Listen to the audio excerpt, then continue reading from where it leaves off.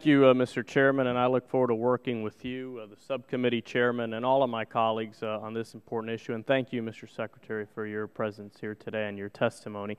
My first question is prompted by some frustrations in the state of Florida with regards to transportation. As you know, all current USDA food commodities ordered for the state of Florida must be placed on a truck of all like material. Would it make more sense to create mixed product loads to decrease costs to smaller school districts, or use smaller trucks to offset some of the costs incurred by ordering these large truckload quantities? Congressman, it seems like a reasonable proposal and suggestion. I'd be more than happy to take that back to the office and see if there's a possibility for us working. We are very focused at USDA on process improvement, and this sounds like it would be an improvement. So I'd be happy to look into it. I'd appreciate it, because for large districts like Miami-Dade County, this is not a major challenge, but for some of our rural districts, it certainly has posed challenges.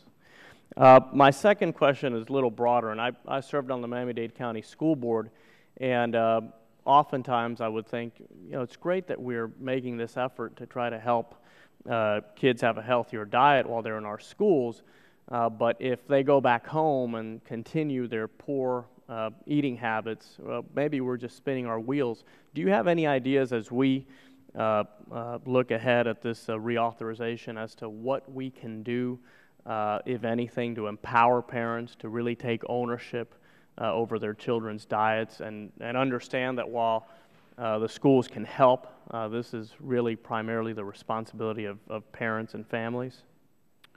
Well, one thing I think we've seen a remarkable increase in parental involvement and interest when kids basically establish a school garden and are able to produce food that they then consume, or invite parents to the school so that the parents can go through the salad line and have the tomato or the carrot or the cucumber that a child actually produced through their efforts.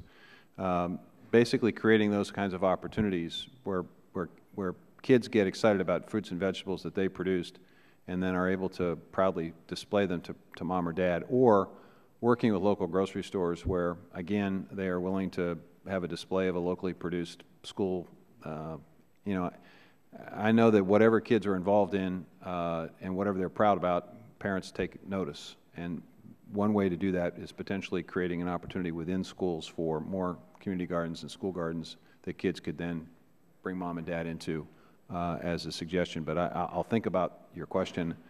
That's the best I can do right now, but if I come up with a better answer, I'll be glad to convey it. I appreciate it. I just think it's important because we're making significant investments, and we all know what a tough time a lot of the school districts are having complying, and this is all important. I don't mean to diminish it because it does make a difference, but the problem of child nutrition and childhood obesity, I don't think will ever be solved until families in this country take ownership for their children's health and diet and do the best they can to promote healthy lifestyles at home. Well, that's true. I mean, it's not just what they consume, it's also how active they are, and that is something parents clearly have an opportunity to promote, which is physical activity, getting kids outdoors, having them participate in some kind of activity that gets them moving. As the First Lady Let's Move initiative is focused on, and certainly school districts are looking for creative ways to get kids recess time. So there are ways, I think, in which parents can be engaged in a positive way on this. Thank you, Mr. Secretary. Thank you, Mr. Chairman. I yield back.